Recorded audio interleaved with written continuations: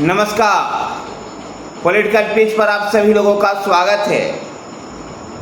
हरियाणा मांगे हिसाब। हरियाणा में कांग्रेस पार्टी विधानसभा चुनाव की तैयारियों के तहत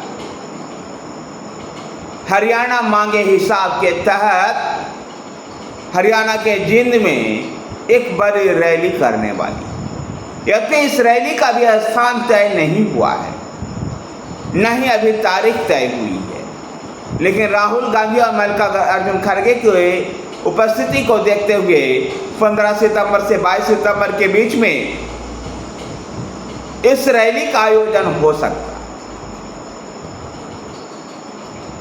हरियाणा मांगे हिसाब कि इस रैली में कांग्रेस के राष्ट्रीय अध्यक्ष मल्लिकार्जुन खड़गे और राहुल गांधी भी उपस्थित हैं।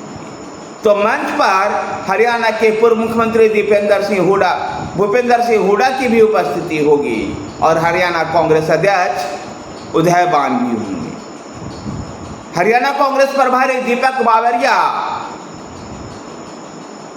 कांग्रेस के अन्य वरिष्ठ नेता कुमारी शैलजा, रणदीप सुरजेवाला, वीरेंद्र सिंह और कैप्टन अजय यादव की भी उपस्थिति। दरअसल हरियाणा में जो 10 साल से भारतीय जनता पार्टी की सरकार है और इस सरकार में जिस प्रकार से एंटी इनकमेंसी का जो फैक्टर है, इसका लाभ उठाने के लिए हरियाणा कांग्रेस हरियाणा मांगे हिसाब के नाम से रैली आयोजित करेगी, जहां हरियाणा कांग्रेस के तमाम धड़े को एकजुट दिखाने का प्रयास होगा।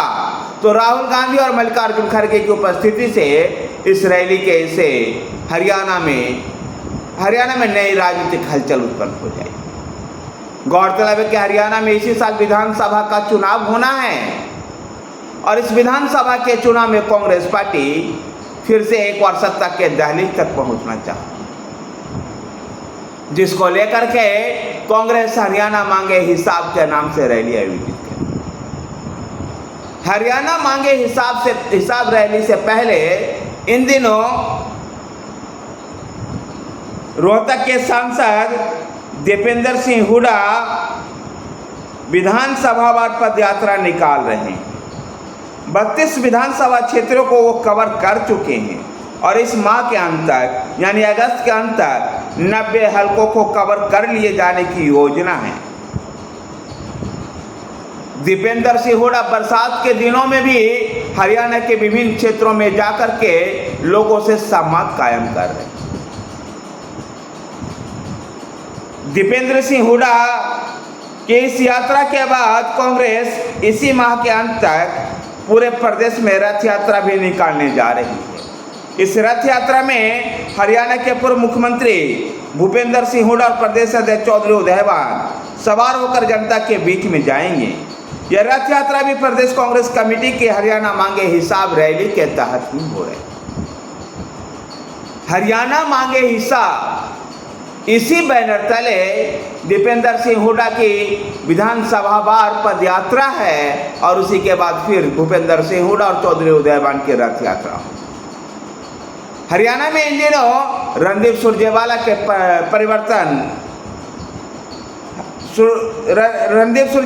परिवर्तन रैलियों का दौर चल रहा है, तो कुमारी शैलजा की संदेश यात्रा का दौर चल रहा है। कह सकते हैं कि हरियाणा में विभिन्न गुट अपने ही लेवल पर, अपने ही स्तर पर लगातार भारतीय जनता पार्टी को, सरकार को चुनौती देने के लिए चुनाव मैदान में आ डटे। हरियाणा मांगे हिसाब इस रैली का आयोजन जब जींद में होगा और सभी नेताओं की जब मंच पर उपस्थिति होगी, तो जहां एक तरफ हरियाणा कांग्रेस अपने सभी गुटों में एकता का मैसेज दे रहा होगा, तो वहीं पर जनता के बीच में भी एक नई हलचल पैदा होगी। जो पिछले 10 साल से हरियाणा में भारतीय जनता पार्टी की सत्ता है, उसके खिलाफ एक नया बिगुल फूकेगा। हरियाणा का जींद को हरियाणा की पॉलिटिकली राजधानी कहा जाता है। तमाम राजनीतिक दल अपने चुनावी अभियान की शुरुआत जींद से ही करते हैं। ऐसे में हरियाणा के जींद में ही कांग्रेस पार्टी भी अपने अभियान की शुरुआत करना चाहती है। हरियाणा में जैसे जैसे विधानसभा के चुनाव की तारीखें नजदीक आती जा रही, तमाम राजनीतिक दलों में हलचल तेज है, लेकिन कांग्रेस पार्टी और भारतीय जनता पार्टी की तैयारियां में कुछ और ही तेजी। जहां हरियाणा कांग्रेस इन दिनों उम्मीदवारों के सिलेक्शन को लेकर के आवेदन मांग रही है और आवेदन के जरिए उम्मीदवारों का चुनाव करने का निर्णय लिया है, तो वहीं पर भारतीय जनता पार्टी ने प्रमुख कार्यकर्ताओं की रायशुमारी के माध्यम से उम्मीदवार देने का फैसला किया। राज्य में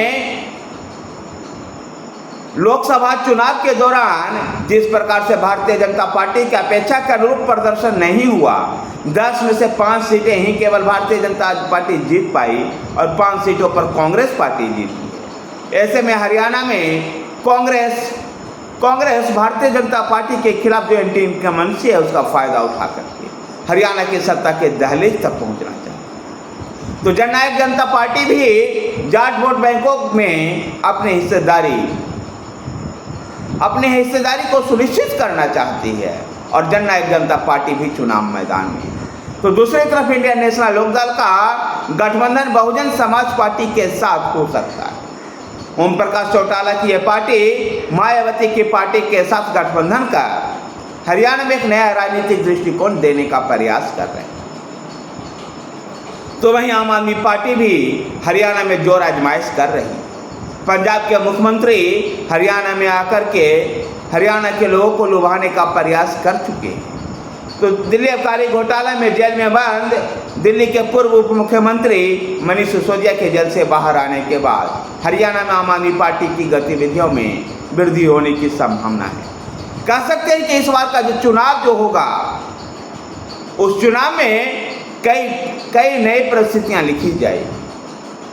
देखना दिलचस्प होगा क्या anti incumbency Bharatiya Janata party पर हावी होती है या इसे एंटी इनकम्बेंसी को प्रो इनकम्बेंसी में बदलने में भारतीय जनता पार्टी कारगर साबित होगी। गौरतलब है कि भारतीय जनता पार्टी लगातार 2014 से सत्ता में बनी हुई है और लोकसभा चुनाव के ठीक पहले तक मनोहर लाल खट्टर राज्य के मुख्यमंत्री हुआ करते थे, लेकिन लोकसभा चुनाव से ठीक पहले न्यायसी सैनी को मुख्यमंत्री बनाया गया और मनोहर लाल खट्टर को लोकसभा के लिए चुनाव मैदान में उतारा गया। बाद में मनोहर लाल खट्टर को केंद्रीय मंत्री बनाया गया।